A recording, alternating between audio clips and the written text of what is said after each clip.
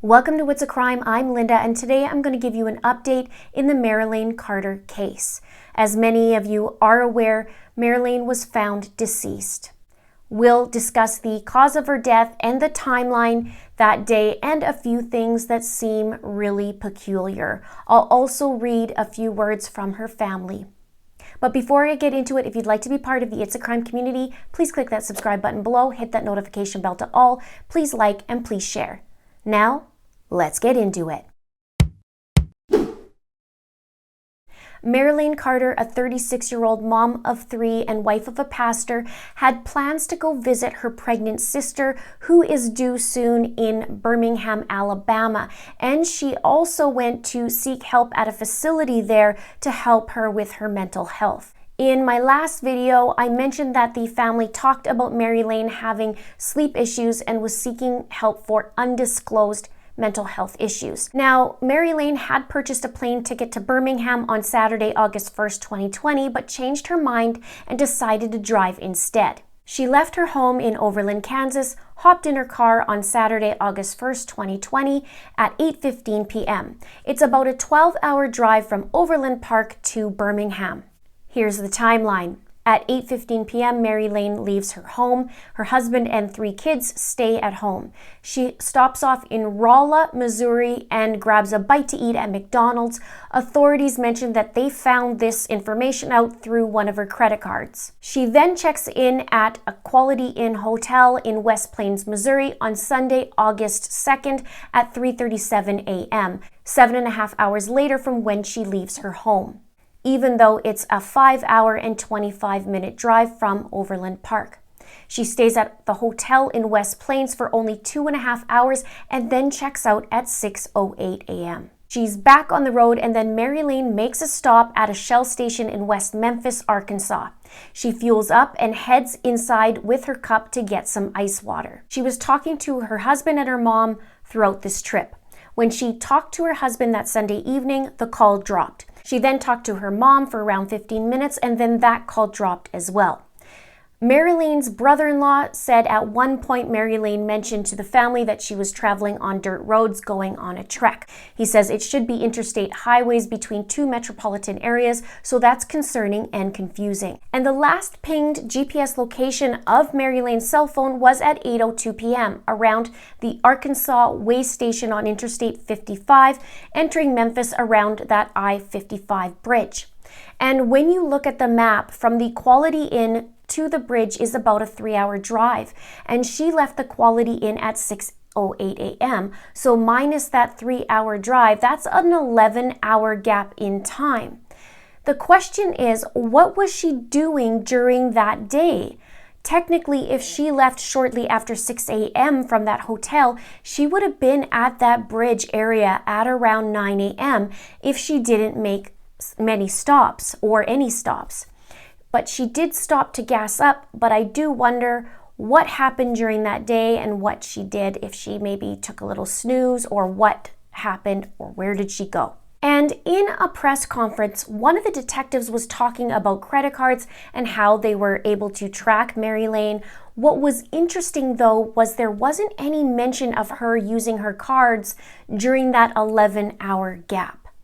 And why I bring this up as well is we know she has sleeping issues, right, from what the family said. And we know she used her credit card for McDonald's. And we know she also used it at a gas station and she was getting water there. I'm curious, though, if she had anything to eat that day. Where's the food? And the reason why I say that is you have someone who is lacking sleep and possibly nothing to eat. Possibly. Then tack on mental health issues, which is a recipe for disaster in my opinion, but it's also very normal for someone who is going through all that maybe not feel like eating.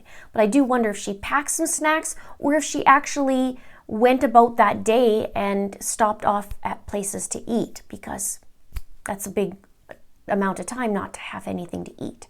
Then Marilane's husband, Adam Carter, was worried that Marilane hadn't made it to Birmingham, and it was around 3 a.m. that he called the police. From West Memphis to Birmingham is almost a 4-hour drive, and at this point it would have been 7 hours later.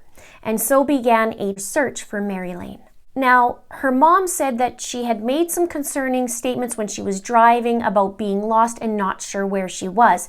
And that call was around a 15-minute call at that time. And then the call dropped, according to Marilane's mom.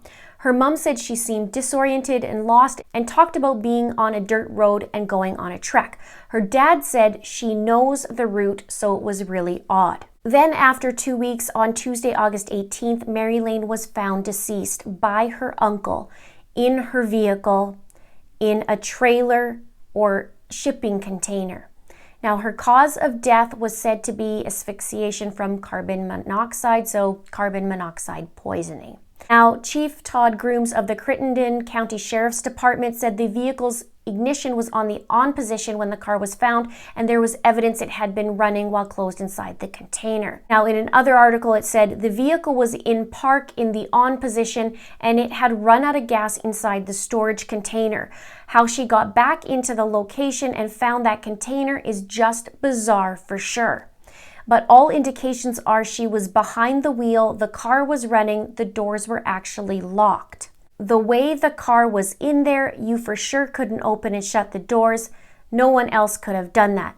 Right away though, I thought, yeah, but what about going out the trunk? I'm not saying anything nefarious happened here, but it's just really bizarre story. I know a lot of you would agree. And I saw the press conference on this case, and there were some really interesting details. The detectives and the family had looked for Marilane and had searched a private property. They saw the shipping containers, or Connex trailers as they called it, and said that they didn't even think to look in them and assumed that they would be locked. Have a look. And that field where she was found, is that private land there, or? That is private land. Was this field one of the areas that had been previously searched? Yes. Yes. As I said a moment ago, several of the searchers, including some of the family members, had seen the Connex trailers, but just didn't think to look in them. You assume they're locked, and we were looking for a vehicle, and I just never would have dreamed that her vehicle would have been up inside one of them.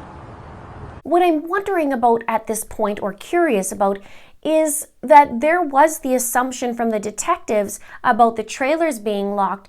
So I automatically think, I wonder what Marilane was thinking about these shipping containers, because that would be my guess too. I mean, what are the chances that it's unlocked? And I want to know how she got on that property, and I really want to know what exact location was it? If you know that, could you please let me know in the comments below. Now, the Find Marilane page has been taken down, but there has been a memorial page that has been put up for Marilane. And here's what the family said about her. From Adam Carter, Marilane's husband, said, "These have been the longest week of our lives as we tried to cling to hope that Marilane was still alive. Thank you to all who have offered words of encouragement, prayers, tips, help, and support during this very difficult time. We experienced firsthand the extreme love of friends and strangers, from a young woman who posted Marilane's picture at truck stops all the way in Florida, to those who have participated in prayer vigils, to those who have volunteered to help us to do a sonar search. The support has been amazing. Marilane was dearly loved by family and friends. The all-out effort to find her is a testimony to that. We'd like to share more about Marilane, the person that you prayed for and helped us find." How to describe Marilane? It's a question I've asked myself over the past few days, and a question that has intimidated me because I want just the right words to paint a picture of who she was, and so this tribute is something I've wrestled with for the last couple days. So here's my feeble attempt. The first thing I loved and respected about Marilane was her faith. She was a woman who thought deeply about God and wanted to know Him in a very real way. She was never satisfied with Sunday school answers or Christian cliches, but wanted to know what God was like and what Scripture actually meant. There were many times at night that I would wake up and find her with her Bible and or theological books open, with a journal, writing down notes of what she was learning. Those journals are now precious keepsakes. She made me want to know God more intimately like she did, and I will forever be grateful to her for that. She has made God so real to me and so many people. She was and is an amazing wife and great companion. She made me a better person. She taught me how to work hard, pay attention to detail, and not be afraid to ask difficult questions. She was such a fun person and knew how to make me laugh. I will miss her wit and sense of humor. Over the last few years, we began to play golf together and be more intentional about going on trips, just the two of us. I will forever cherish those memories. Marilane was and is a terrific mom. She always wanted what was best for our kids and would go to great lengths to ensure that they were taken care of. They adore her, and she always was taking pictures and videos of them because of the joy they brought to her. They were her whole world, and she showed Jesus to them. Marilane loved not only God, me, and our kids, but she loved people, especially those who are marginalized in society. She always had a burden for kids in foster care and in need of adoption, and was generous with her time to help organizations that cared for them. One ministry that she gave to for years and still does is Compassion International, because she wanted to know that girls and boys in this world were cared for and knew Jesus. She always had a great sense of what was right and wrong. Injustices in the world burdened her a great deal because she saw people through the eyes of Jesus. Marilane, I love you and miss you. Thank you for being my rock and my best friend. I can't wait to see you again. Your boy, Adam. From Marilane's mom, words can't express the beauty in Marilane's heart. As a child, she was spunky and loved adventure. I was grateful that she didn't enunciate her words well when she was little, because you never knew what might fly out of her mouth. One time when she left Sunday school class, she hollered, "Goodbye, gunks," by which she meant goodbye, skunks. Thankfully, nobody understood. They just all waved and nodded. She also had a deep love of others that showed itself in special ways. As a little girl, she was worried that her grandfather might not be a Christian because he left the room whenever the topic of God came up. She devised a plan. She waited until he was comfortable in his chair. Then she sat on his lap so he couldn't leave and told him all about Jesus. Marilane was drawn to helping others who were experiencing life crisis, so she got her Master's of Divinity and became a hospital chaplain. I remember how fulfilled she was as she ministered to those in need. She told me of cradling a newborn baby that was stillborn. She held the infant in her arms and marveled at his perfection. Marilane knew that the mother needed some time to acknowledge the baby's beauty so that she wouldn't fear giving birth to another child. Marilane, you are a hero, both in our family and far beyond. There's a hole in my heart that nothing can fill. I sorely miss your daily calls, your gentle spirit, and your sweet laughter. Heaven has become closer to me now because it holds you. Never before has it been so real. Please know how deeply you are loved. I wish I could hold you tightly right now. I treasure the thought of our reunion one day when I can hug my girl with all my heart again. Love you for always, your mama. Marilane's dad says, Marilane, we shared November birthdays and you were always my Kansas sunflower. You won an art contest with a painting of a covered wagon crossing the Kansas prairie, and your artwork was used on the cover of Kansas 2 magazine. You had a good memory and learned all the county abbreviations on the Kansas license tags, as well as memorizing over 700 Bible verses at Awana Club to win the Timothy Award. You were an avid reader, even reading books while walking down the grocery store aisles on our shopping trips. And you were the only one of your siblings to study Latin. I remember taking you to the Jackson County Spelling Bee in 8th grade. You did really well, making it through several rounds. I was proud of you. The best part was getting lunch on the way home. You had me stop at Taco Bell for the first time and advised me to order a 7-layer burrito with a Sprite. Very good. We also shared an interest in history, especially the Civil War. You watched the movie Gettysburg with me several times, all 4 hours and 20 minutes of it, and then painted a watercolor picture of the battle for me. You loved going to Royals baseball games and getting player autographs, and on cold winter mornings, you always liked the sound of my shovel scraping snow off the driveway. You noticed the little things, and it will be the little things that will remind me of you.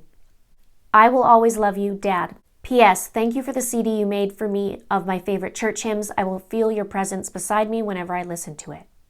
I will put the link below for you so that you can take a look at the tribute to Marilane. She also has tribute from her siblings. And sometimes there's just not answers to what happened. It seems like she did have an intention to go to Alabama. She had her suitcase with her. And she doesn't seem to be on camera to be in distress, as the sheriffs and the detectives mention. But mental health issues, as many of you know, can take on all kinds of different symptoms, and some people can hide what they're going through in general. There are some peculiar things, I must admit, in this case. Marilane's a mom to 3 kids, and her youngest just turned 3 years old, and she celebrated without her mommy there. It's easy to be sleep deprived as a parent. There could be so many things going on.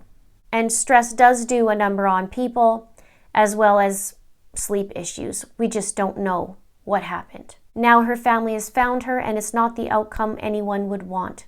And now we can let her family grieve and send our love their way.